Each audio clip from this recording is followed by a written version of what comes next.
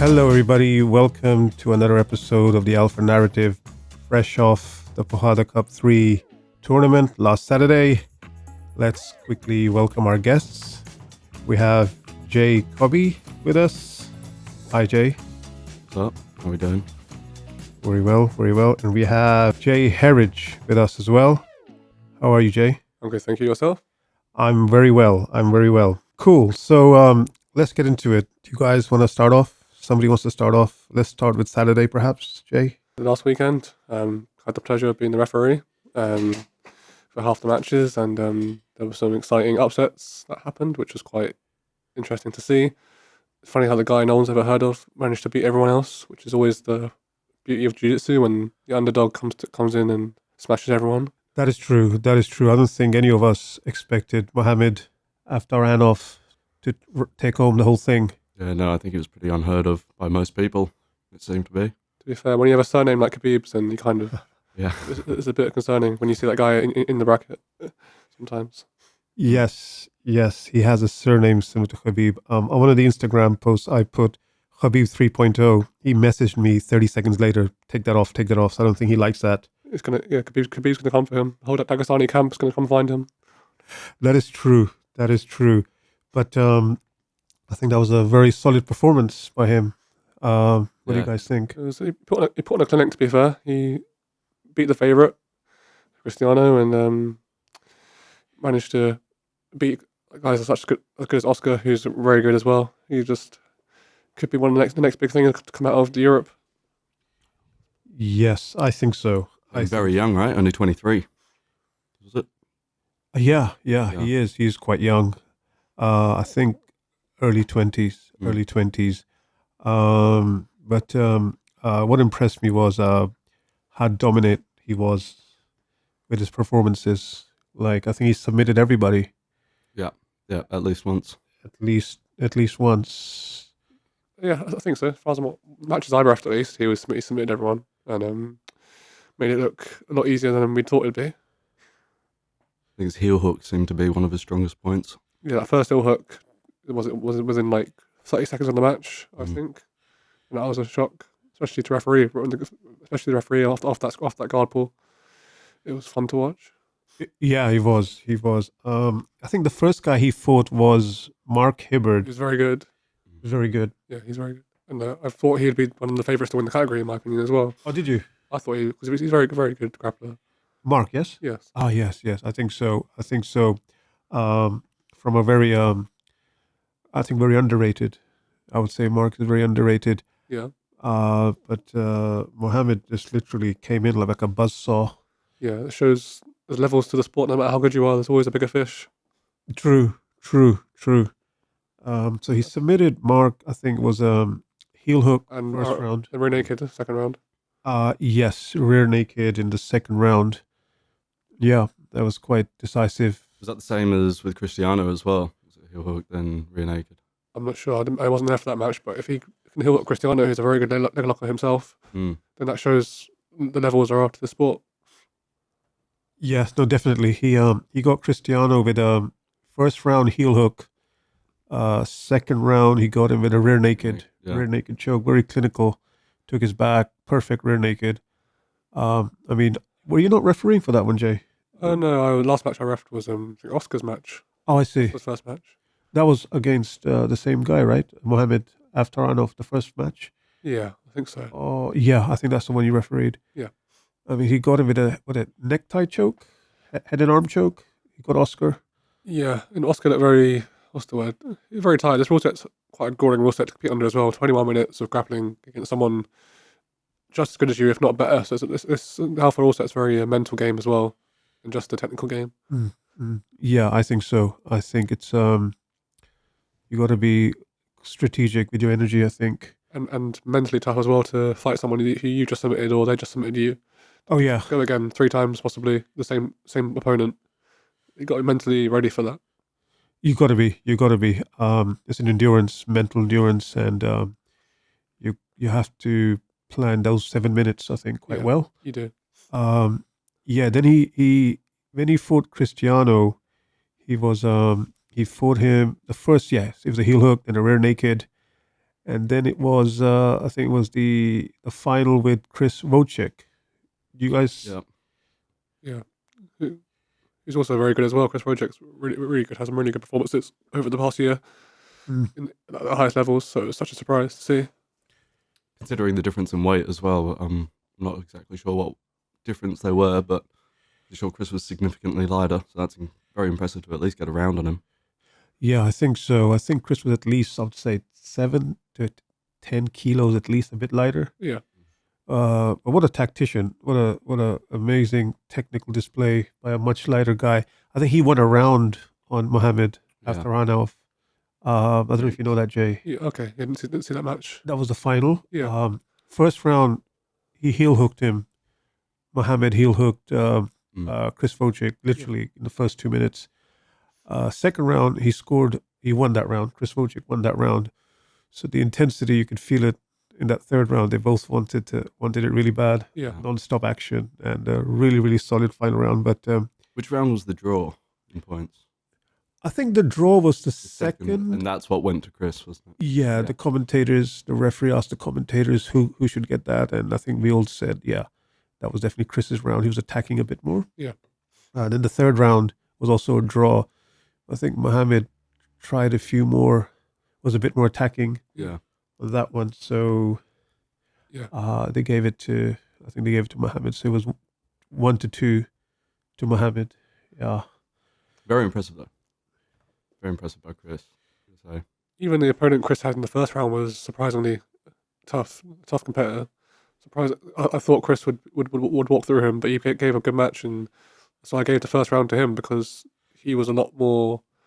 He's working a lot more sweeps and a lot more inversions, and in the first round at least, that's where I think sort of the mental battle comes in, because he sort of started to wane away in the second and the third round a bit.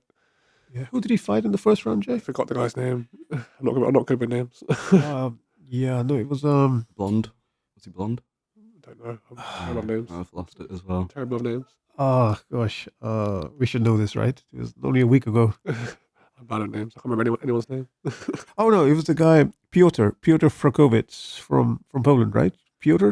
Might have been Polish. Yeah. Yeah, Piotr. I think he had the long sleeve rash guard on. Yeah, I remember who it was. Those two actually fought at the trials in September. Yeah. I don't know if you guys know that. Chris Wojcik and Piotr. And Chris, I think, just beat him there as well. So It's very good. I think that could have been, if we put them opposite sides of the brackets, that could have been a finals match even, maybe. yeah, I think so. Because he might have won against the guy he won, but as well. So it's not the time the best two guys can sometimes meet first, sometimes, or the top three guys can meet in the first round sometimes, and like that could decide the whole tournament. Definitely. I think so too. I think then Chris faced the guy from Finland, Tommy Toikkonen. Yeah, It was a very good matchup. But I think Chris submitted him both rounds, a heel hook and a triangle. But yeah, no, I think this is one of those tournaments where really how good you are is what came right to the end. So you have a technician in Chris and a talented guy in Mohammed. I think that's why those two really, beat everybody and met at the finals. Yeah. So yeah, it was pretty much, what was expected kind of as we were going through the matches. Yeah. Definitely. No, that was really good. Did you guys catch the female matches? The ladies super fight? who won that one? I didn't get to see it. It was Myra Rodriguez. One from Ireland. The one from Ireland, yeah. Yeah, she won by, I think she didn't submit her. She just got her by points. I believe so, yeah. Yeah, I unfortunately missed a fair bit of that match. I was up and about filming for that one, so I only caught the beginning of it, but I'm pretty sure, it won by points. Yeah, I'd like to see, don't know, more of a, especially the women's matches, more of a shorter round times. Make them push the pace a bit more sometimes. Make it more, like, force them to work more kind of thing, rather than stretch it out for the whole round, the whole 20, or force them to push the pace more. I think some kind of rule, or even a bigger stalling call penalty. I was going to say, how obliged are you as a ref to push the pace or get them to work more? It's hard because in the rule set, I don't know if there is some sort of stalling rule. But I think if like a minus point system like ADCC could help push the pace more. So, because I saw a couple of matches where I thought the guy was winning, but he wasn't trying to finish it at all or progress the match. He was just sitting there because he knew he was up on points. He was refusing to engage or progress the match, which could be definitely help. If having like a minus point system would be something that'd be cool. Yeah, no, in all honesty, do you know what, Jay? A couple of other people have said that as well to me, to introduce like a minus, a negative point. Like an ADCC, like if you, so it could be, say it's like, it's 1-0, the guy's passed, it's 1 point up, and then, for example, but he's passed, but he's passed, but he's not doing anything else after. Yeah, Take the point away, and then if you rack up negative points, so it makes them have to work more. Because then you might have passed, but you'll still lose because you're not doing anything else. that's true. Yeah, I see the logic in that. I think definitely. That's what I find a lot of jiu-jitsu events miss, is heavy stalling calls. That's what kind of kills grappling a bit. This is why sort of, especially like in the gi and IBJJF rules, where people will just pass and then they'll pretend to work for the rest of the match and not do anything, and then it gets boring and people are like, oh, gi jiu-jitsu is boring because no one's doing anything. And that's when it becomes a bit of takes away the spectator sport side of it, and that's what we're trying to do, I guess. We're trying to grow the sport from a spectator point of view, because we want people to pay to watch it. So it's got to be exciting, it's got to be action. Yeah, no, definitely. This is why I think I like the best of three format so much. It's points based, and you can win by submission. Yeah. You've got a limited time Yeah. to win, especially if you're down a round. But yeah, no, I think introducing like a negative point for stalling or a lack of activity is probably the next stage. I think so. I things to think that will improve. really push the action more and force them to work more. Definitely. I mean, the third round of the finals between Chris and Mohammed, I swear, I mean, that was like non-stop. Yeah. Literally non-stop action, guy. I mean, you were there, Jay, right? Yeah. You know, I think it was pretty balanced in the way, the actual pace of the fights, though. There was enough action throughout it to keep it very exciting, but you are still very right with the fact that maybe there is need to be some sort of new rule brought in about stalling, or when someone resigns to a certain position for too long. No, definitely. Yeah, I mean, the whole thing is to create exciting grappling content. So, you know, if the matches are exciting, Yeah. you know, that's a priority of this whole promotion, is to create exciting matches. And I think it was Oscar actually who suggested that you should introduce like a negative point or a negative advantage. I think so. Or like, yeah, definitely. I think so. I agree. Yeah. No, I mean, going back to the girls' matches, though, it was very frantic. This was the second time Myra Rodriguez has been on the show, and she submitted the first in her first super fight relatively easily. I think she got the other girl in a footlock twice. This time she wasn't able to submit her opponent. It was more like, it was quite back and forth, wasn't it? I think by build they seem quite evenly matched. They were both similar, very tall, long-legged. I don't know if that probably evened it out a little bit. Maybe she's used to versing different size, but that seemed quite evenly matched there. Oh yeah, no, definitely. She even posted on her Instagram that I fought my twin. Is what she said. Right. Yeah. Saying like, you know, I fought someone who has a very similar style to me. When you get a match like that, the opportunity for a rematch as well could be interesting. Sort of. Or I'll have like I'm not sure if you have one yet, but like a women's title. Yeah, definitely. No, I think it'll be good to introduce titles at some point, like you know, different weight brackets. The idea is so far is just to get enough consistency going with athletes coming, you know, and competing. But there was a moment in the second round when she almost got armbarred. I don't know if you guys did. You remember that, Jay? Who almost got armbarred? Myra Rodriguez. What's her name? Sol, the other girl, had her in a very, very tight armbar at some point. Right, no, I would have missed that one. Yeah, I mean, she was literally panicking. I could see quite a bit of panic on Myra's face, but she got out of it. She fought out of it really well. That was a close neck situation, but no, that was a really good match. But I think Myra's now 2-0 when it comes to fighting on Alpha. Yeah, which is really good. But I'll definitely would like to have we would have Sol back as well with that kind of performance. Very solid performance. Yeah. How about you? Were there throughout the duration, Jay? Right? So. Yeah, I was up and about a fair bit. So I was was all a little bit in shambles for me, but I caught as much as I could. A little bit more at the end rather than the beginning. Yeah. Do you have like a favorite moment or favorite match? Favorite matchups? I'll say both would have been Chris Wojcik and Cristiano versus Muhammad, both of them. Obviously, because Wojcik and Muhammad were the final, so that's always one of the most exciting. Mm. And then I thought with Cristiano being the defending champion, it was fast paced, it was exciting, and of course the underdog took over, so that was quite a good one for me. You were there, Jay, right, for the Cristiano match? No, the first one. First one when he fought Vlatko. Is that right? Yeah, the first one. That was a bit of a weird match. The ref was they were very, what's the word? Well, bitchy. What was that? Sorry, They were very bitchy. Bitchy. Yeah.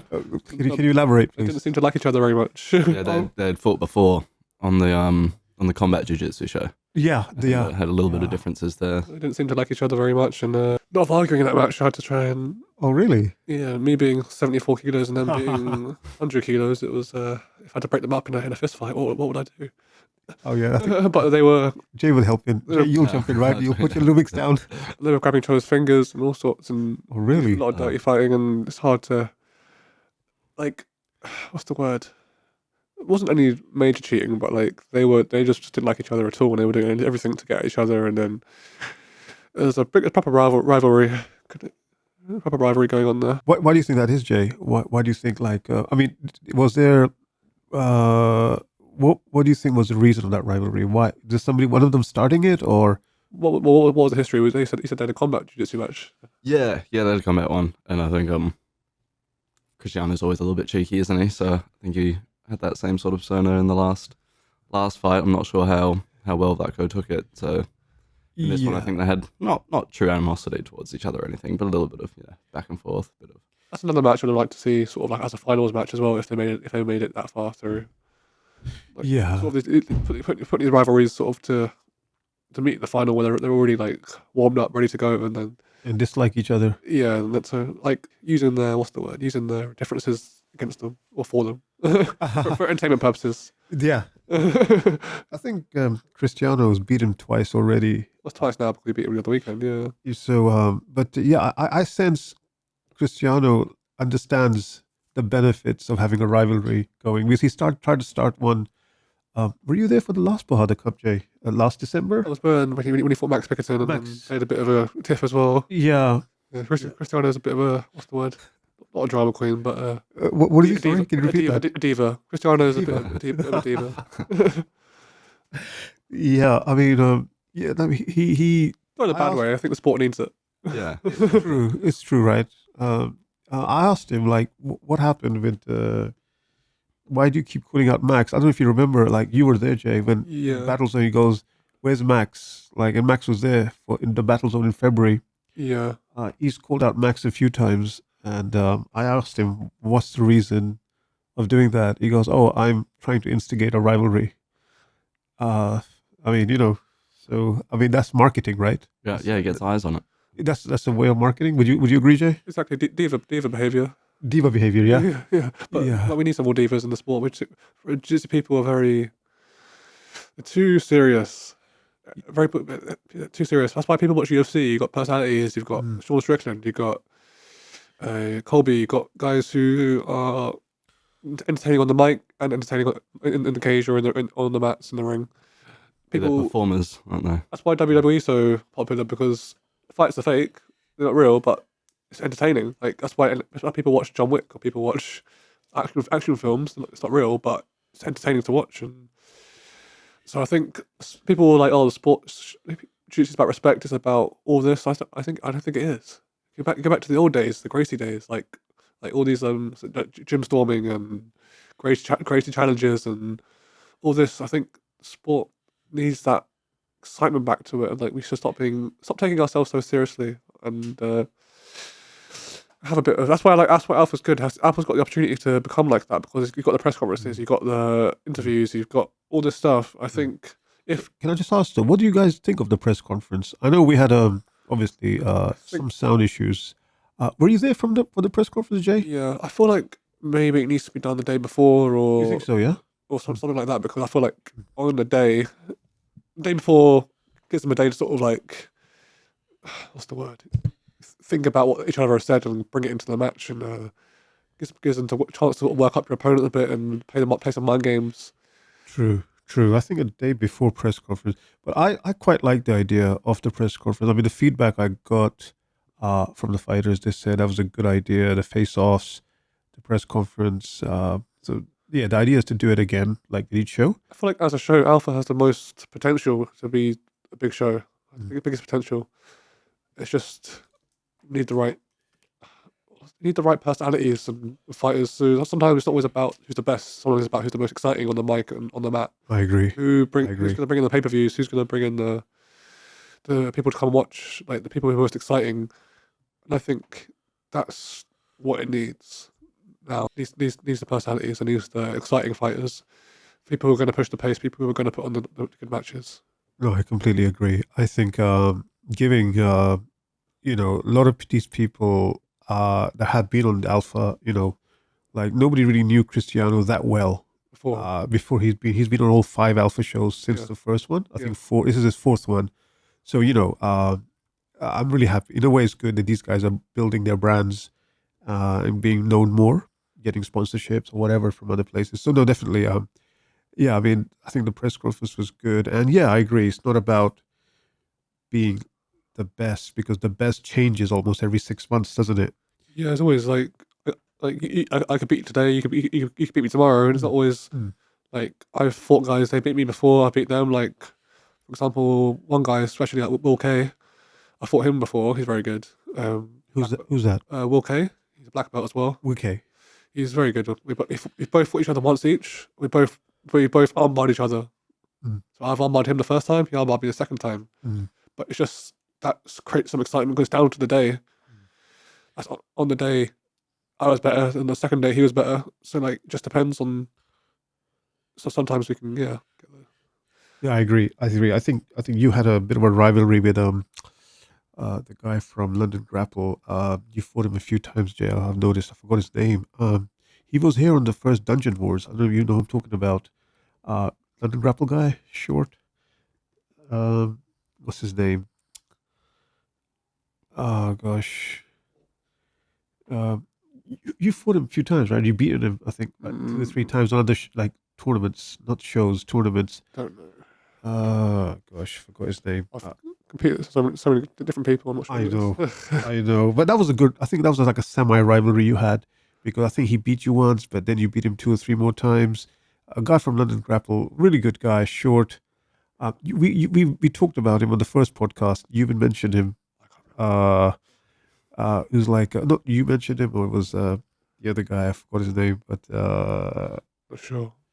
But anyway, no, I think jiu-jitsu, especially no-gi jiu-jitsu, is the space there to turn it into a more like a show, with so many amazing athletes, amazing talent that can be discovered. Just need a platform to showcase their stuff, build their own brands, build their identity. Yeah. Like I think Mohammed from the last show is a good example of that. Now people know who he is now. People's heard it. No one knew who he was before. Now people know who he is. Exactly. Like, so he's like a chance to become someone. Yeah, no, I agree. I mean, we would love to do a vlog on him. At some point, like the vlogs we do, Jay. Yeah. It would be good to do a vlog on him at some point, just to get to know a bit more about him. Like we did on Sol, the girl at Fort Myra. That was a fun one. Didn't realize she was like a professional ice skater. Oh, was she? Yeah. I didn't know that. I mean, yeah, I think that's what gave her athletic. I think that skill set did transfer over into her grappling quite a bit. Yeah. The way she was throwing her legs and arm bars and triangles and sweeps. So that was a good, fun match. Yeah. Did you anything stuck out for you, Jay? Match wise, fight wise, or anything show wise? Well, match-wise would be those last 2 matches I talked about, but I guess back to the press conference thing, I do think that's a great idea. That's perhaps maybe doing it the day before, like you said, or something where you have a little bit more time. Yeah. Stretch it out, do the face-offs even a bit more, because I think that's quite nice. It's a good idea getting the face-offs going. True. The only issue is like logistically, some of these fighters don't arrive the day before in London. Yeah. Right. Some of them do. Like they were in London. Some were coming from Ireland, some coming from Europe, some coming from the US. So for now, I thought if we have it like a couple hours before the show, do the face off and just get straight into it. Yeah, I think if we just have it all mapped out a bit more. Yeah. I mean, obviously it's trial and error, so next one's only going to be smoother. But if we just neaten that out, then it'll work pretty well. Yeah, no, definitely. There was a tiny bit of trash talk in the press conference. I don't know if you guys noticed. Did you notice that? We have that going, Chris. Yes. Yeah. What did he say? Usual suspects. The usual suspects. Yeah. No, did you notice that, Jay? I didn't really get a chance to listen to it because I was just busy doing other things. Yeah. I mean, that was like, we were talking about, you were saying that people need personalities. Yeah. There was I don't know why Cristiano decided to sit right next to Vlatko. I told him. I did think that was a bit odd. Yeah. Yeah, and I told him, like, you guys are sitting that side of the, so there's no confrontation, like in the opening rounds, opposite sides of the tables. He ignored that, and Right. he came and sat right next to Vlatko with his glasses on and his beanie on. And I don't know what he said to him. So I think there was a bit of back and forth. Yeah, a little bit. It sounded like. Yeah. Yeah, did you get that, Jay? Did you hear it? I didn't really pick up on what he said, but Yeah, I just got the last bit when he says, "In your dreams," Vlatko says to Cristiano, "In your dreams." Yeah. So he's probably saying something. I feel like maybe getting them two back and then getting Max Bickerton as well, getting a little love triangle, getting a love triangle going on here. Yeah, no, definitely. Yeah, I think, do you know like how Cristiano is very into the whole? He loves the attention, I think, a little bit, right? He loves the cameras on him, and That's the diva side of him. yeah, and I think Max Bickerton's a bit the opposite.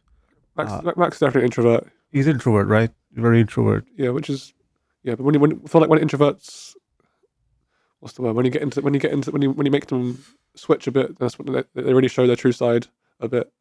You think so? They're sort of hiding. What's the word? Just not showing.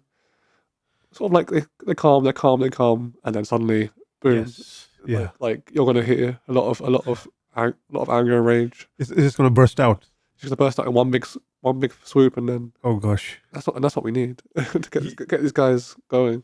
It's true. I think all three of them, like, I think they're friends, right? What they call the triple threat guys.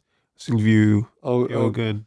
The thing is, Owen is just like he's on the best in the world at the moment, and there's no one in the UK I think that can challenge him really at all. True. So unless we get someone overseas to come over and give him a hard match, like when he had a tough match with William Tackett at Applefest. So getting some like American or Brazilian talent to come over and give him a challenge, and that would put on a good show. I agree. I mean, yeah, William Tackett put a pace on him.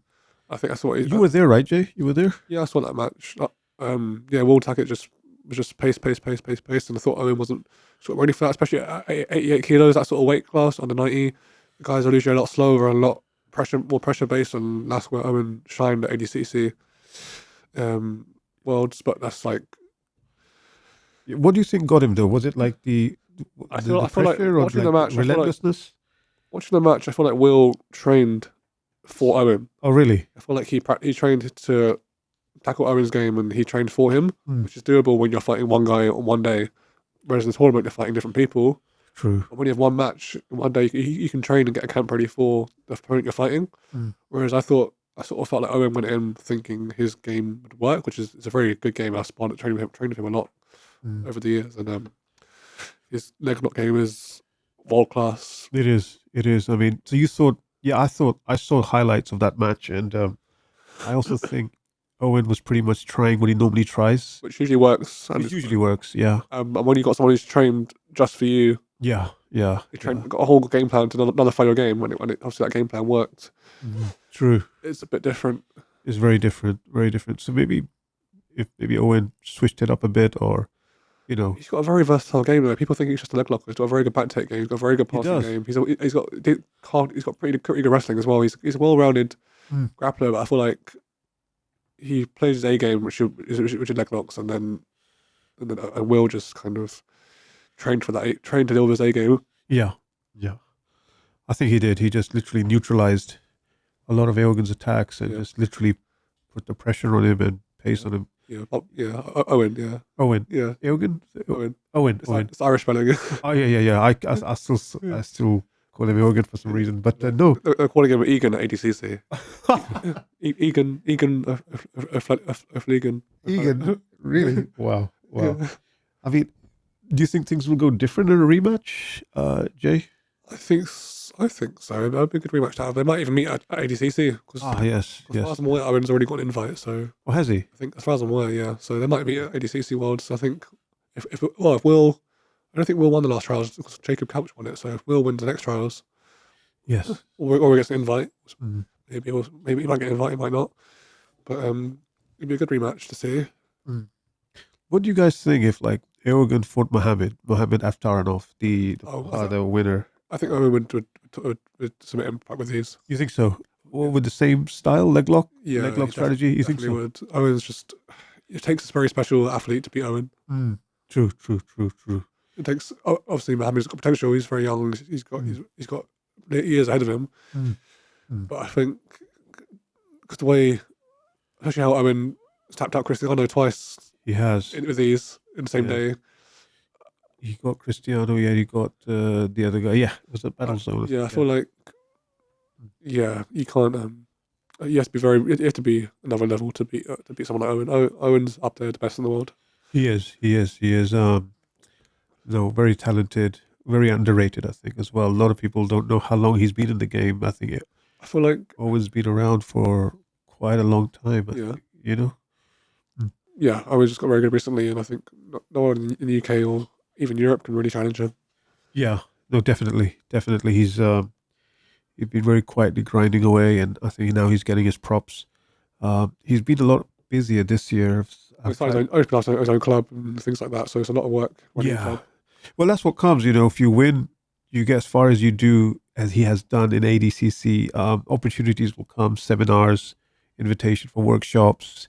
People want to train with you, want to know you, right? I think that's always been the aim, like especially back in the day. Like that's what the Brazilians used to say. I think where the goal, the dream was always to win worlds, open up a club, and then that's where you sort of make your money and make your living. Yeah. So it's always to win worlds and have a big performance, like Lachlan Giles as well. When he had that big performance in 2019, he was after that he was touring the world, doing seminars all over the world. And for example, like I think it was like I went to one of them. It was really the best seminar I've been to. £50 per person, probably 100 people per seminar.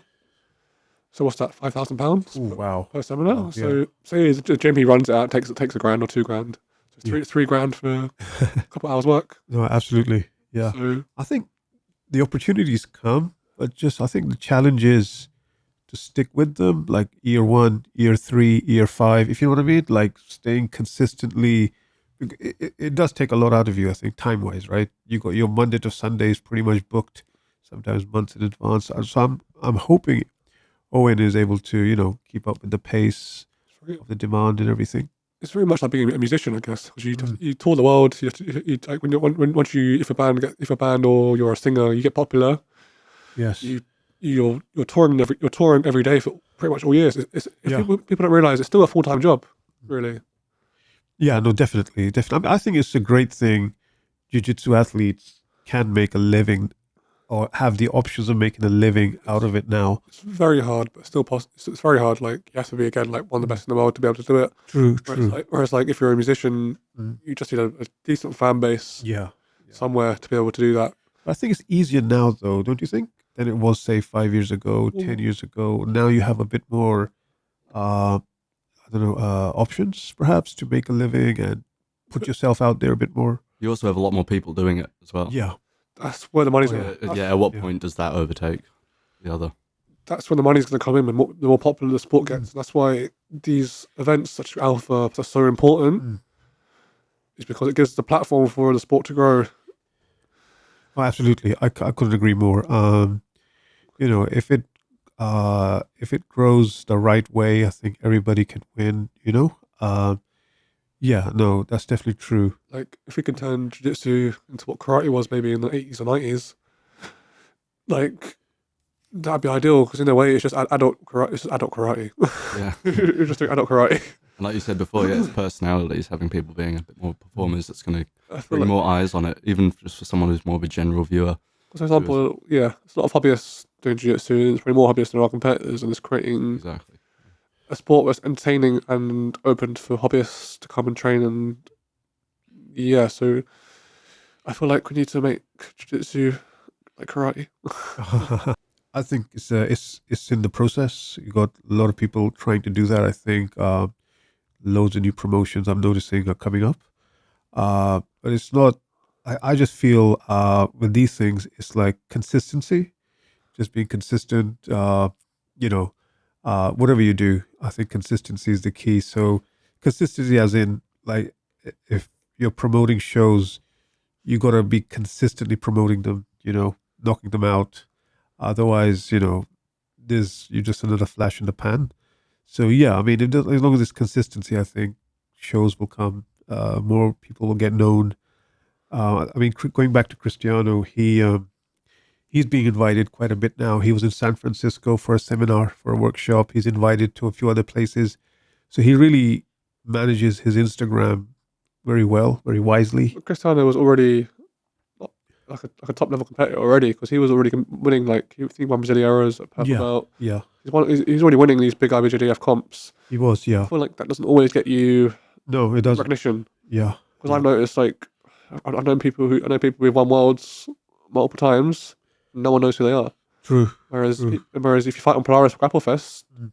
like because of the platform, like UFC Fight Pass, all sorts, Flow Grappling, whatever, that gets you that following and gets you those people. Whereas I don't think, obviously, winning these IBJJF titles is good as well. It's going to help you grow. But I feel like to really get recognised, you need to be on one of these shows that people are actually watching, and there's more spotlight on you when you're on these shows. When you go to a competition like IBJJF, there's so many people there, and there's so much for them to film and get together. And like, unless Flow Grappling posts you on their page, which is unlikely. Yeah, Unless you're already a big name, yeah. you're not going to get that attention and that following. And so I feel like these shows are much more important than these competitions. Like, you look at boxing, they don't have IBJJF tournaments or UFC. They don't have these. The UFC definitely not. I think boxing, they have the Like amateur. they have the amateur circuits, right? But they're individual fights still. They're not. They're not show. So they're not competition. I feel like tournaments aren't the enemy, but they aren't the best things to help the sport grow, because it's more. But again, that's a benefit for us, because we, as competitors, because we get the extra experience, whereas these boxers and UFC fighters, they only get to fight like 2-3 times a year, maybe at the most, if they're lucky, without injury and other things. It's true. So the tournaments are good for what's the word, experience and growth, but I feel like these shows are more important than people realize. Yeah, I completely agree. I think the tournaments are good, like for promoters and shows to pick out talent. That's like for scouting purposes. Scouting purposes, I think. I mean, what we did with the Lush Porrada show, we sent out invitations to all the ADCC trial medalists. Yeah. First, second, or third, especially in the heavier side. Yeah. Purely because I thought they will be a good candidates for the Porrada Cup style tournament. So there was one guy from Finland who's fought Gordon Ryan. I don't know if you've heard of him. Heikki. Yeah, he beat Big Dan as well at trials. Exactly. So that shows level of grappling in Europe is going up as well, because we're beating these top. Well, for example, like New Wave is probably the best gym in the world, and if they're losing to European talent, then that shows how good we are. Tommy Lankin winning worlds as well. Yeah. And he's beat Oliver Tarza twice this year. Yeah. It shows how far UK grappling has become. If we can finally beat and hang with the best in the world. Yeah. And you no longer need to go to America or Brazil to get to that level anymore. Yeah, I mean, I'm personally impressed with the what do you call it? The Finland athletes. A lot of really, really good talent coming out of Finland. Like the guy I mentioned just now, Heikki Jusela, I think his name is. Finland and Norway. And Norway. Those two countries are up and coming, especially if you train, like, is it Wolfing? Wolfing Academy, yeah. Yeah. Train there, or you train. Definitely. That's where, so I think like England, Poland, Norway, and Finland are the 4 countries in Europe that are up and coming, like, or are already up there with the best in the world. Like, completely agree. And having him on the show would have been great. And he came quite close to, but he wanted to go to the Worlds, which was also on the 9th of December. So we had a bit of a I think he, conflict. did he win that? I thought he got to the final of that. I think he got, I he think got silver. he lost in the final. He got silver. Getting to the final of Worlds It's not a joke. It's not a joke. is impressive, and he only lost to Roosevelt, who's ADC. He so who lost to Gordon Ryan also. Yes. And I personally think the guy from Finland, I can't pronounce his name, did better against Gordon than Roosevelt did. Yeah, I think so. So I think so. It shows Europe is up and coming, and definitely looking forward to sort of seeing the next sort of 5 years from now where Europe really grappling is. I think 5 years from now, England could be a hotspot for jiu-jitsu and Europe in general. 100%. I mean, shows like the professional type shows, they don't really exist that much This is what I across feel Europe. like. They have somehow happen to exist in England. Yeah, because all the pro shows are in England, really. Like, everyone knows Polaris, Grapple Fests, and hopefully and Alpha now as well. Like, I feel like England's the hotspot for jiu-jitsu in Europe, possibly. I think so. I mean, a lot of... And Ireland as well. I think Ireland is also Ireland is definitely coming up. Yeah. A lot of these guys, they want to be on these shows. I think they're understanding the benefit. Like you said earlier, Jay, like, you get more noticed, you get more prominence, more opportunities as well. And a lot of people don't know. I mean, some do. The amount of time and energy it takes to put on these shows, the effort is not for everybody, right, Jay? You've been behind the scenes, right? We've been working together behind the scenes almost all of this year. It's been pretty much non-stop, right? Yeah, it's a lot of work, but it's getting better. It's getting better each time. Yeah, honing it in. I think it's going to be only getting stronger. Once you work out the formula, it's going to be a lot easier, and everything's going to go smoothly. And yeah. And then once it goes smoothly, you can think about upgrading and expanding and all sorts. Oh, definitely. I mean, for us, the step for this one was the press conference, the face-off stuff. We've got to have those. We just have to, have that extra layer of content where, okay, you got the matches, you got the walkouts, but having something a bit extra, is I think is important. And that's the feedback I've got from the fighters anyway. They really appreciated that and they enjoyed it. Just have to encourage them to trash talk a bit more, perhaps. What do you think, Jay? Yeah, and perhaps maybe some more interviews lined up, or interviewees at least, or even trying to get some of the more of the crowd involved if possible. But again, like you said, it's the first one we've done. I don't think many people were really expecting it, so preparation will be key for the next. Oh, absolutely. There was another super fight we could talk about, which was Dino. You know Dino, right, Jay? Dino Bukalet versus, I think, a protege or a student of Chris Wojcik. His name was Jack Paul Singh. I think he's a recent black belt. Did you guys? I think you left by then, Jay, right? I didn't see the match, but I know Dino's. I've known Dino since I was maybe 16, 17. Wow. Maybe 6. So I've known Dino for nearly 10 years now. I know he's a very good competitor. He won the last Porrada, I think it was.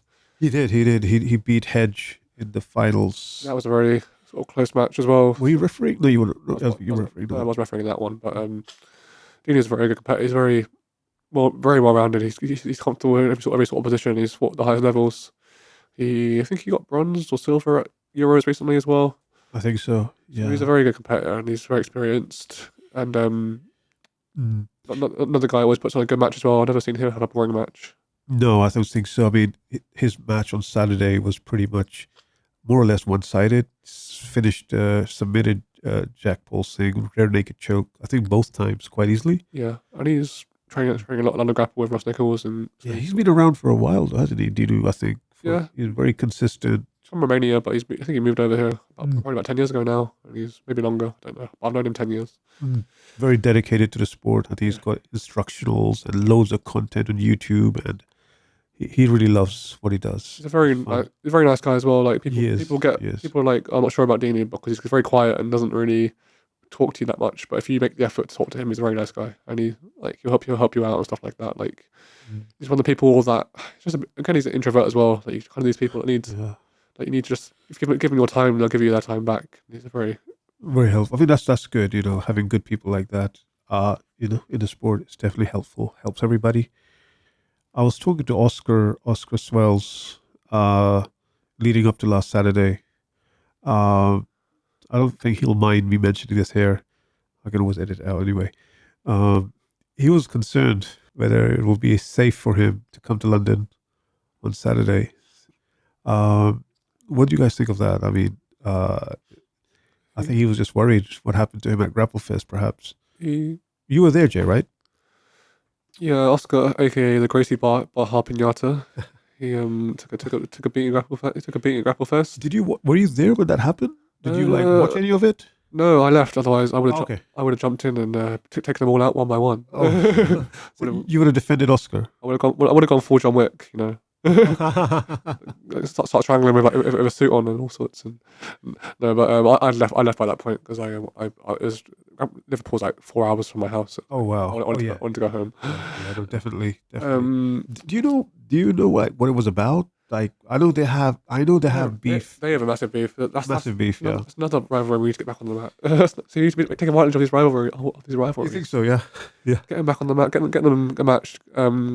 Yeah. Tom Racier lost to the coach from Nottingham MMA. I forgot his name. Yes.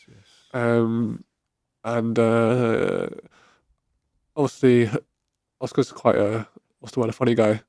So he was like he just said I think he said boohoo. Really? To Tom, obviously just as a joke. Oh, I see. And was it after his match? Was it after Tom lost? Oh, I see. And he was and Tom didn't take that very well. I think the steroids kicked in, and wow, the roid rage kicked in, and he tried to bum rush Oscar. Oh wow, I see. And I see. all this Gracie Barra minions jumped in, and I mean, my only thing is, I mean, they have like Tom Bratcher has a club, right? A very well-known club in that area where he's from. Like students. Yeah, it's sort of. I think it's kind of getting a bad rep now. The club after that attack. Yeah, I mean, how can you like? Would it be a challenge now to keep that club running after something like that happened? You know, it's all over the internet. Just taint the name a bit, wouldn't it? I've seen a lot worse things happen to coaches, and they're still running clubs.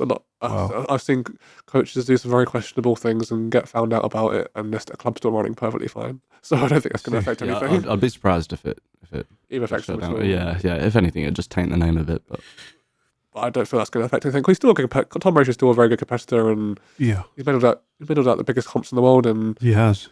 And like he might not be, like he might suffer from a bit of roid rage, but he's still probably a good, decent coach, I reckon, and a good competitor himself. So I don't. If like it depends.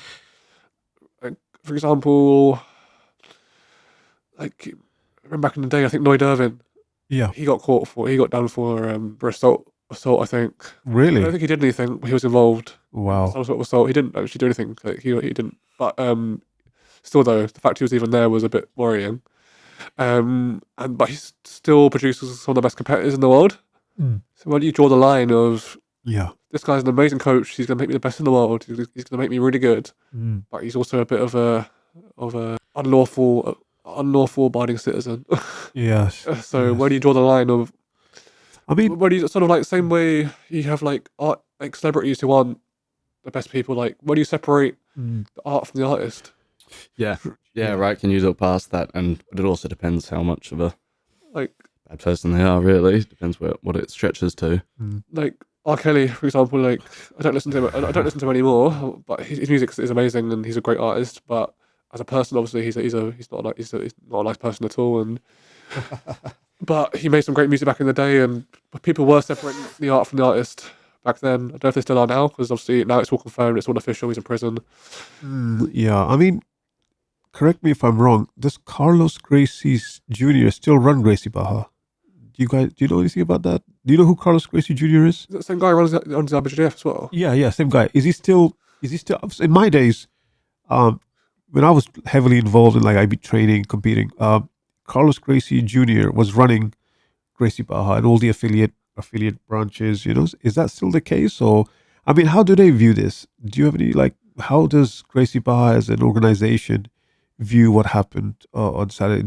There was no announcement, there was no public, announcement from the club or anything. I just saw Oscar Swells posting 30, 40 posts in a day, photos and, screenshots. What do you think, Jay? Did you hear anything from the other side or? Does the Colonel still run KFC? Yeah. Fair enough. If you go into KFC, do you, and your food's got worms in it or maggots, you go, can I speak to the Colonel?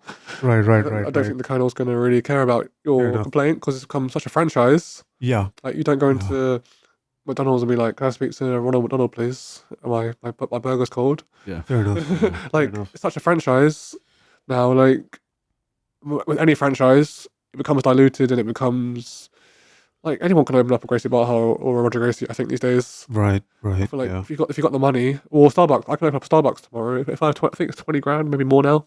True. Open up a Starbucks franchise. Yeah. And Mr. Starbucks isn't going to come and check it out. I'm going to open it up. I'm going to run it my way. Yes. I'm going to take in all the whatever the profits I'm going to make, and then I'm not going to hear anything from Mr. Starbuck or the Colonel. No. I know. I think that might be part of the problem, or could maybe is one of the problems. Is like there's not much organization left in that organization. Perhaps, do you think that's possible, or it's diluted? It was diluted. Very diluted, right? So I remember Nando's first opened, I think, back in maybe the early 2000s, and Nando's was like the best thing ever. Yes. But you go to Nando's now, and some of them are just terrible. Some of them are good. Some of them are great. But you go to the different Nando's here and there. Like where I live, there's two Nando's. You call it top Nando's and bottom Nando's, and everyone knows top Nando's is better than bottom Nando's.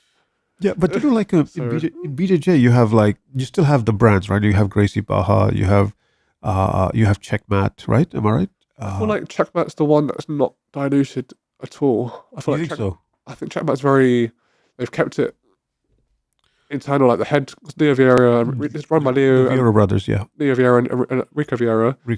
And so Rico runs the European side. Right. And Leo runs like the American side. Yes. And I feel like they're very good at keeping on top of how everything's run. And I feel like Checkmat, you can always go to every Checkmat club and the level is always going to be high level. Like, I haven't ever been to a Checkmat gym where I've been like, this place is bad. I've always been like, wow, like, so many good guys here. Yeah. I feel like they keep on top of everything, and that's where it should be. Like, they haven't let it become like Gracie Barra where anyone can do it. Yeah.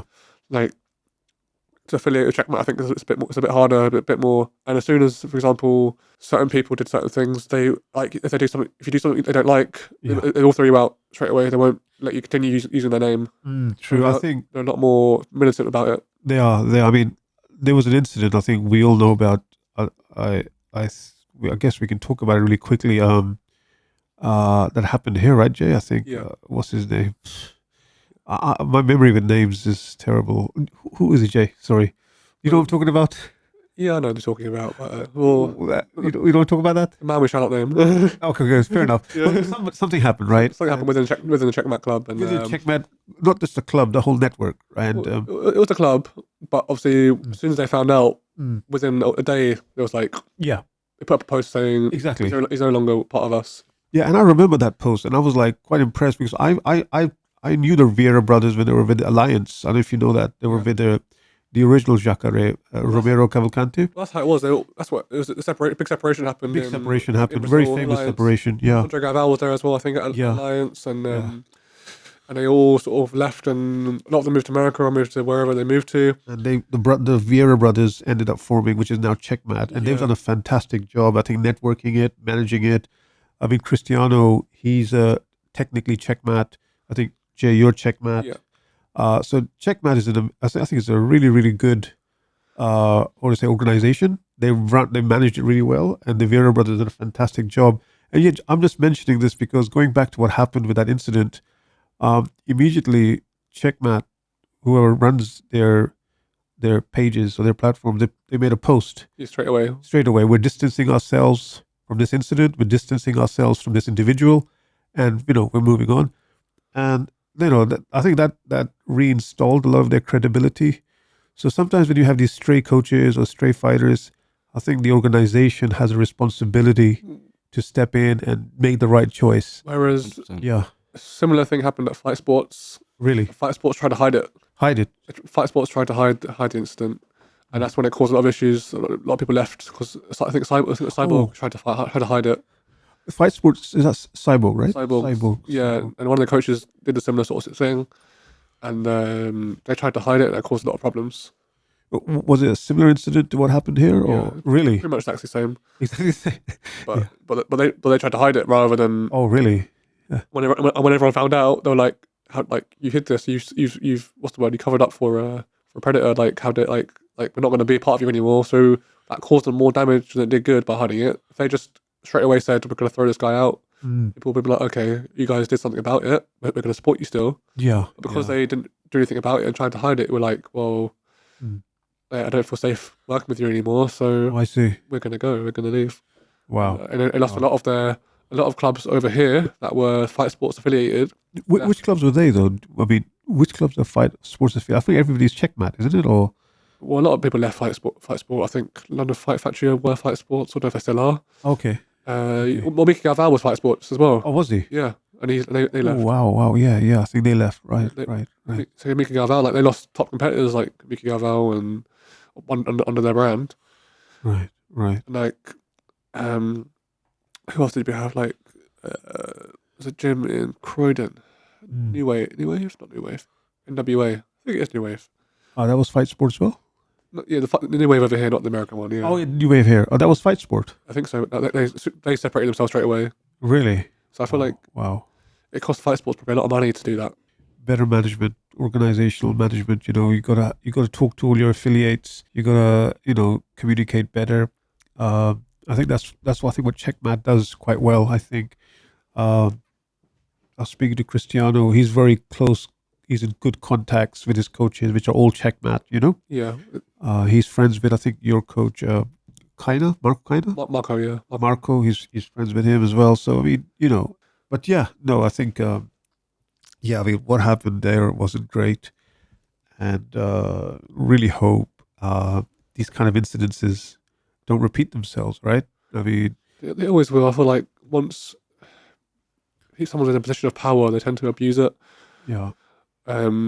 Which just shows people's morals. But I think abuse of power happens everywhere. It happens in the workplace. Happens in sports. Yeah.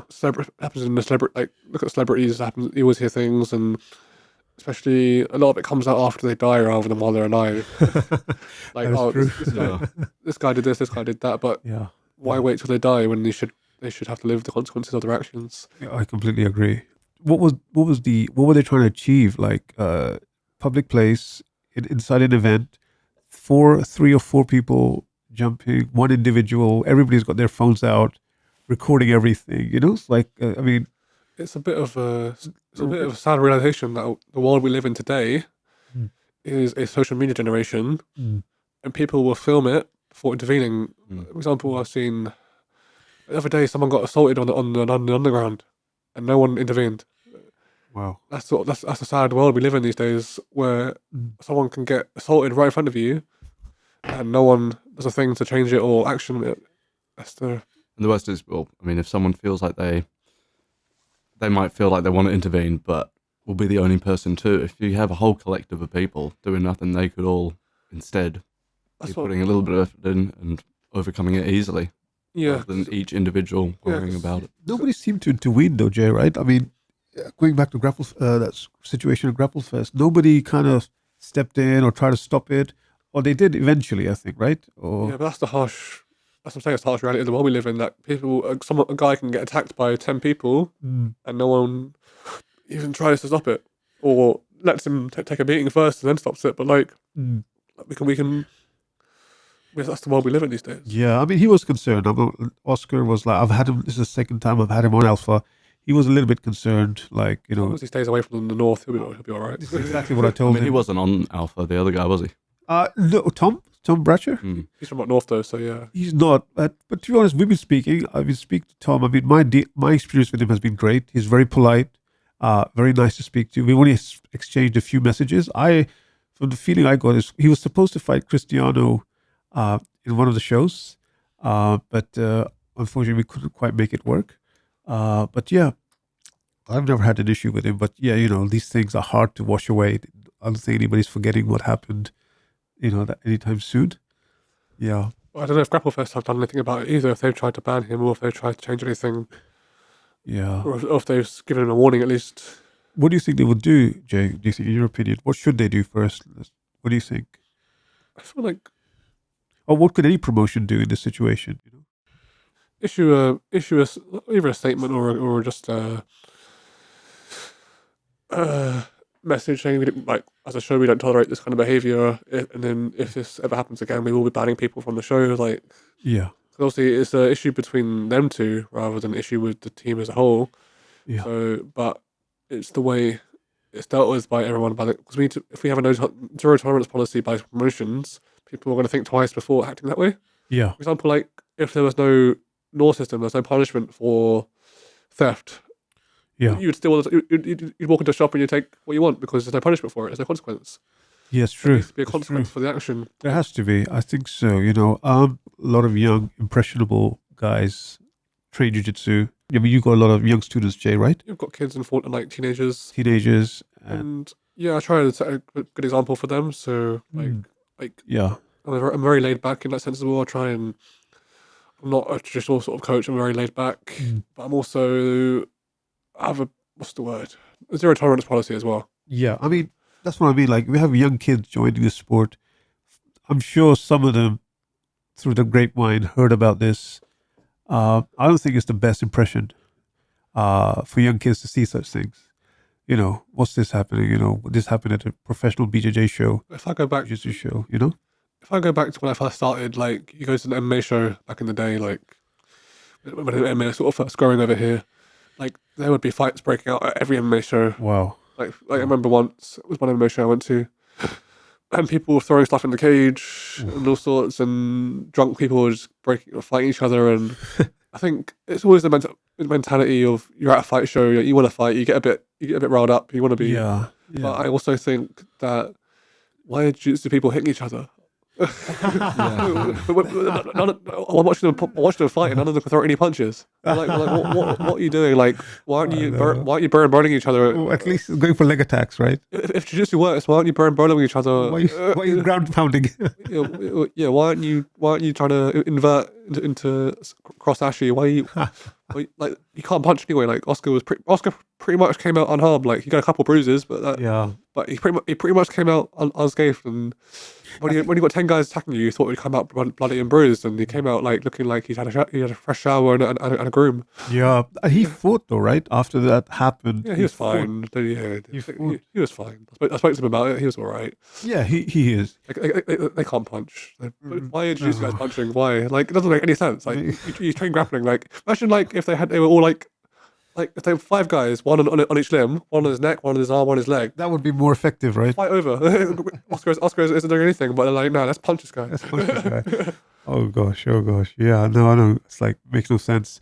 What do you think, Jay? Or like, I mean, I didn't look too far into it or anything, but you've covered it all, really. Yeah, it is what it is. this show I used to watch as a kid. I think it's called Shaolin something. Shaolin monks. Something like that. And they used to like they get into an argument and they'll say, I challenge you to a Shaolin showdown, and they'd fight. So like, Will they grapple? well, they had swords and stuff. They were Okay. they were like Cartoon, samurais. right? Yeah, it's a cartoon. Right. And they would settle everything with a Shaolin showdown. So if they just had a Shaolin showdown, had a match, and it settled. Yeah, that would be interesting. So get them to fight each other again and settle it on the mats. And settle it on the mats, absolutely. Why are you trying to fight each other off the mat? Like settle it off the mats. Just settle it on the mats. Yeah, settle it on the mats. I feel like that would raise carnage. That would be hell. Like you're gonna have, especially in Liverpool, especially in Grapple Fest is run in a nightclub. It is. So it's got 3 bars. Really? Yeah. So like people could be drunk. The fight's gonna break out. People can jump the barriers. Oh, that's a security hazard. That's a safety hazard. These two fighting They need to in fight. a pub, in a bar. Yeah, it's gonna be a bar think so. fight. It's gonna be a bar fight. They're gonna lose. They're gonna go all out. But it'd be a good show. If it need to fight maybe an alpha or something like that. Something more. Luckily, we don't do alcohol at our shows. Yes, I mean something more safe. Something more. A bit more neutral, right? A bit more neutral. Something more halal. Yeah. A bit more halal. Halal context, yeah. So at least you can minimize the fights breaking out. Yeah, but no. Hopefully, I hope one day this difference can be resolved, one way or the other, right? Yeah. Yeah. Well, So let's go back to last Saturday. what matches do you guys? What matches could be made from that show? Like in terms of one-on-one matches, because I think we're planning a super fight show next, not a tournament, not a team event. What do you guys think? I mean, from all the people that have been on Alpha, people that were here last Saturday, let's go into matchmaking mode. What do you guys think in terms of matchmaking? I think, well, finalists you have to obviously consider first. Finalist, yeah? Finalists from the super fights, I'd say Maya as well. Myra, even, stand out the most for me. How heavy is she?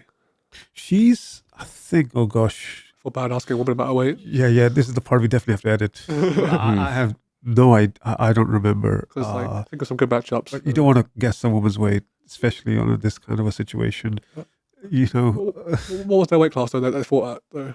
Oh, they fought at lightweight, but you know, women's, they don't get heavier than. It's different, yeah. It's different, isn't it? I think Myra's about 67, 68. Okay, so And her opponent was about 67, 68. So potential matches there. You've got who could we have? Who's that? I'm bad at guessing weight. Like maybe like Danielle Tai. Yeah. That sort of weight. Yeah. Violet Bennett. I think she's that sort of size. Yeah. Yes. So there's some good matches there. Martina Zola's a bit lighter than that. Yeah, I think Martina's a bit light. She's more like 60, 57. She's very small. 60, she's a bit small. Kate Batchick will be a good one, I think, at some point. That would be. I think that's the match. Actually, you're right. I think that's the match to make. Yeah. That's the match to make.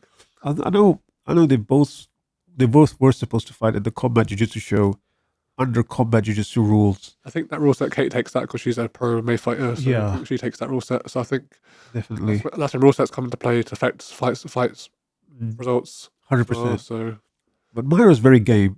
When I told her, like, Kate's open for Combat Jiu-Jitsu, are you okay? She goes, oh, absolutely, I'm good with that. Even though she hasn't done MMA, but she's very open to it. So that would be, and she's also, she's a very, how do I explain? She brings it. Myra definitely brings it, right? Even if it's just purely grappling matches, she brings it for each match. So Yeah, she's in game enough for it. she's game enough, definitely. same way, one of my training partners, Omar, when he fought on the show, when he fought on the show, he's a pro MMA fighter as well, and he just kind of mauled his opponent. So I think the amount of highlight reels we've made out of that match is still going. so. I think The viewerships, the likes are still climbing just for Omar's because when you get a pro MMA fighter in the Combat Jiu-Jitsu. rule set, like they tend to have the upper hand, even if the grappling's not as good. Yeah, I've noticed that. They will have the upper hand because they're used to being hit. They used to fight under that pressure. Like fighting when you're being hit, grappling when you're being hit is a lot harder than grappling when you're not being hit.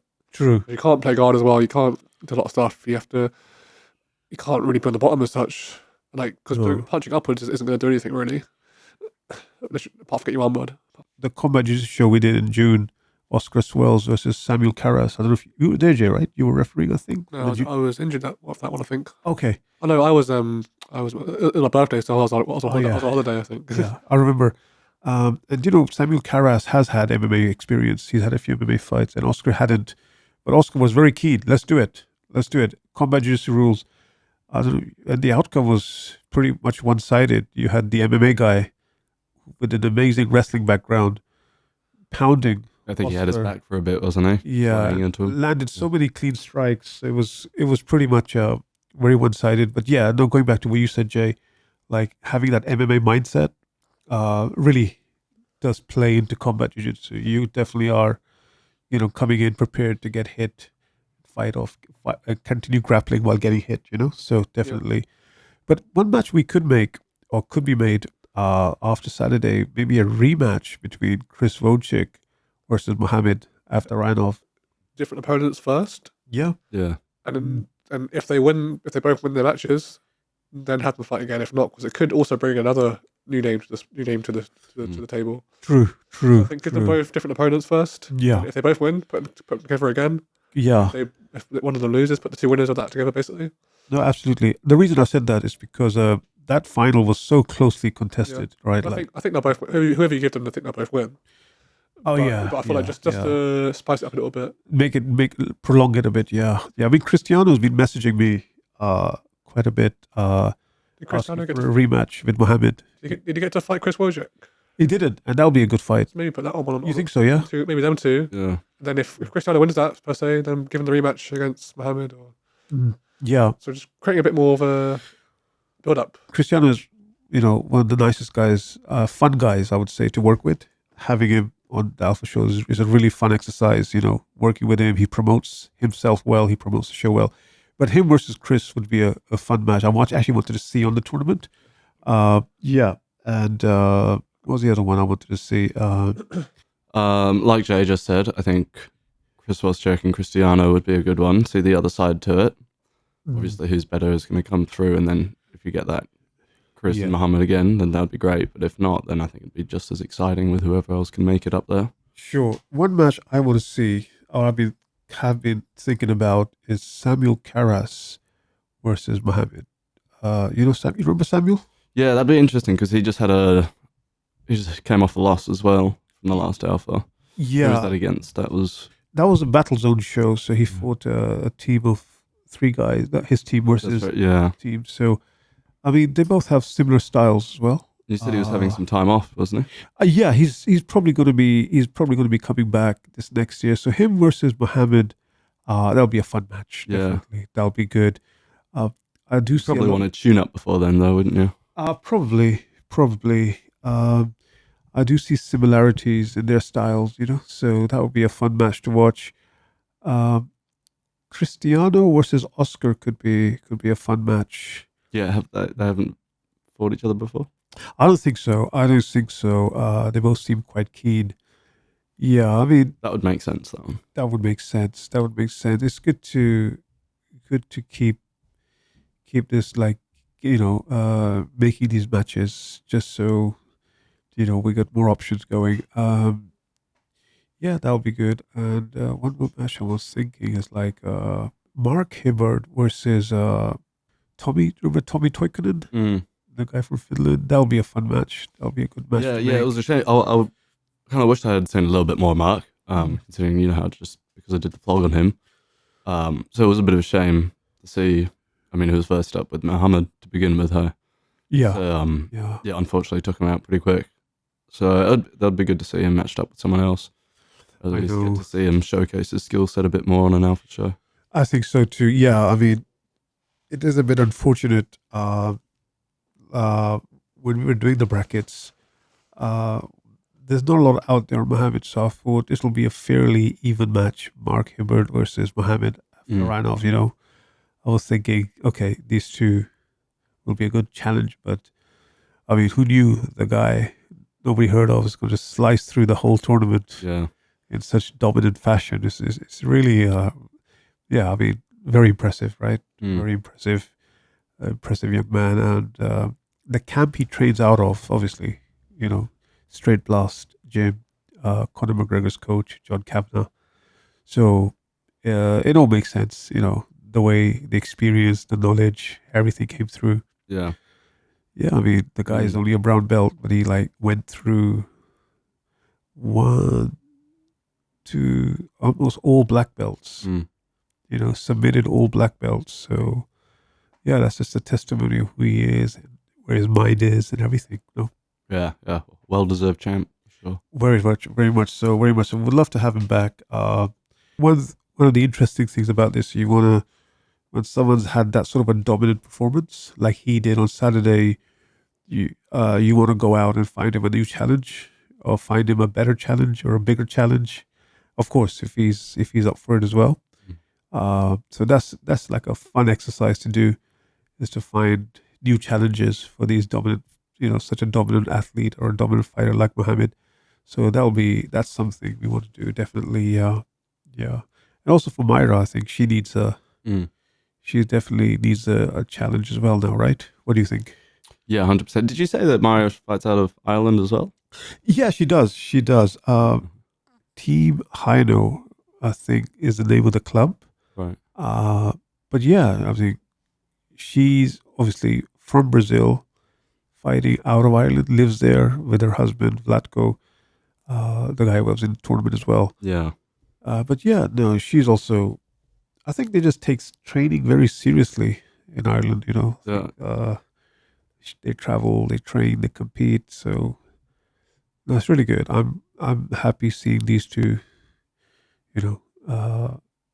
coming on the show and putting on such dominant, entertaining performances.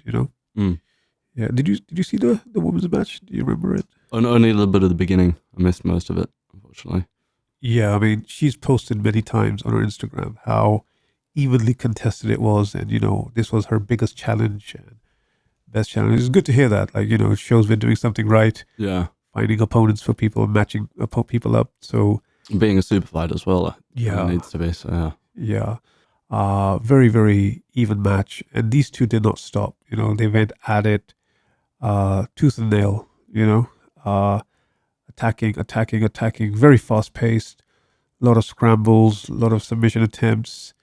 Yeah, I mean, these two were evenly matched in terms of style and also their mental approach. They were both on that front pedal throughout the match, which created a really exciting match. Yeah. Yeah, I mean, this is like nobody's really heard of.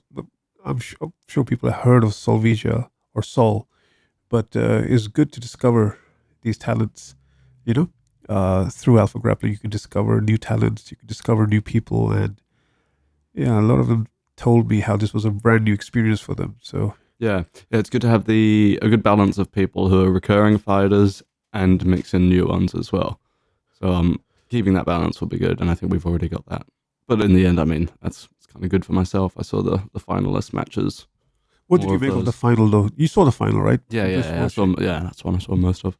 What did you think of that, in your opinion? Like, Great. I mean, obviously, after seeing Muhammad blast through everyone like he was, I was expecting him to get the win, as he did. You were, right? I was, but I was extremely surprised by how good Chris held up against him. Obviously, being fairly new to actually practicing jiu-jitsu myself, I Yeah, can't speak as much for yeah. the weight difference, but I would have imagined that that's a pretty big thing to be able to overcome. Oh, completely. I completely agree. I think Chris literally held his own so well. Mm. You could see the size difference, right? And he was countering Muhammad's attacks, and attacking himself, and it was very evenly matched. I mean, the second round could have gone either way. I do believe it went to the right person. The third round could have gone either way. Mm. Yeah, I mean, it was just one of those tournament finals where both guys put it all on the line. Yeah, constantly working. Yeah, no stalling. It was full of excitement. Yeah. Yeah, I mean, literally, those guys, left it all on the mats, blood, sweat, and tears situation. Yeah, and going being 1-1 and then battling out in the last round. They're both throwing and knowing that you're not going to have any matches after as well. You're just throwing it all out there. So, Yeah. which they both did. Threw the kitchen sink at it. Yeah, They literally were. They wanted it. I mean, this is what sports is all about. You want to put it all out there, especially in these tournament formats. You want to leave it all on the mats. And I think both did. I was on my feet watching it, and I was applauding. yeah, Right till the end. I mean, that was a phenomenal performance by both guys. Really, really going for it. But yeah, no, I think the guy who deserved to win probably did win, especially with all the finishes Muhammad had leading up to the final. 100%. Yeah, Yeah, no, definitely. I mean, I for one would love to see this match again. Obviously, if they want it, if they want to have this match as well, I think it will be a very good match. Well, they both are a bit better prepared for each other's style, and yeah. Rematches they can either turn out the same or they can be completely different. So I always love a good rematch, especially when it's a close one to begin with. Cristiano wants to rematch with Muhammad. I'm sure. Yeah. That's him, right? Do you see that match going differently? Do you see maybe? Yeah, I think. Yeah, it depends how much of it is attributed towards his mindset. Because I think coming in already being champion, I think he had a lot of confidence behind him, genuine confidence as well, which might have been taken away in the last one. Taken away in the tournament. Yeah, just his confidence just from losing to him now. So going into it with a different mindset, knowing that you're beatable. You might change up your game plan a fair bit. You might take a completely different approach. And I think mindset is so much to do with it, as well as your skill. You can have great skill, but as long as you're not in the right place at the time, then then yeah, it could all go south for you. So that changes a lot. 2 cents, like as a pure spectator, maybe Cristiano underestimated the whole thing, a little bit. Like, it happens, like you have that mindset, oh, I won the last year's one. This one shouldn't be an issue, or I can win it. So maybe there was a slight underestimation. Yeah. Also, it was a bit of Muhammad being a bit of a dark horse. You don't. Definitely. It's easy to overlook if no one knows about him. There was no word of him being as good as he was. Yeah, amongst the other fighters. So. Completely. Yeah. Easily overlooked. I think they all just considered him as a unknown brown belt from Ireland. Who's just, another going to be an easy match, perhaps, which if that's what they were thinking, well, they were all wrong, obviously. Yeah. Right. But yeah, no, I think you can never really, it's one of those old cliches you can't really ever underestimate. You can never too much over prepare, the way that match went between Cristiano and Mohammed. I just don't see it. I mean, from my experience and from what I saw, how dominantly he submitted Cristiano, both rounds, 2 different submissions, fairly quickly. So, if there's a rematch, there's a lot of work for Cristiano to do, perhaps. Yeah, for sure. In terms of preparation. Cool. What other takeaways did we have from this last one, buddy? So just to round up perhaps a bit. Not sure. What do you think? I mean, yeah, the press conference was good. I think that was stepping in the right direction. The face-offs are amazing. Just like, a bit better. The tournament itself, I think that was really great, Yeah, I think the fights themselves ran very smoothly, yeah. Everybody was game, everybody really, really came to fight, which is always fun to watch. As long as the fights themselves are good. Yeah. And people are enjoying those, that is the main thing, isn't it? So... Oh, absolutely. At least that's locked down. That's going well. That's the biggest worry. Yes, completely agree. The matches, I mean, the format of best of 3 and all that, I think is working out quite well. No, definitely. Cool. Anything else you want to add, Jay, or should we wrap it up for this one? Or yeah, I'm good to wrap up. Yeah, let's wrap up. I don't want to destroy your Sunday, right? Okay, guys, that's another episode under wraps. The Alpha Narrative. Thank you for joining us, and very much looking forward to seeing you soon. Hopefully we'll have a few fighters joining us as guests, and we'll definitely bring you that. Have a great Sunday. Thank you. See you all.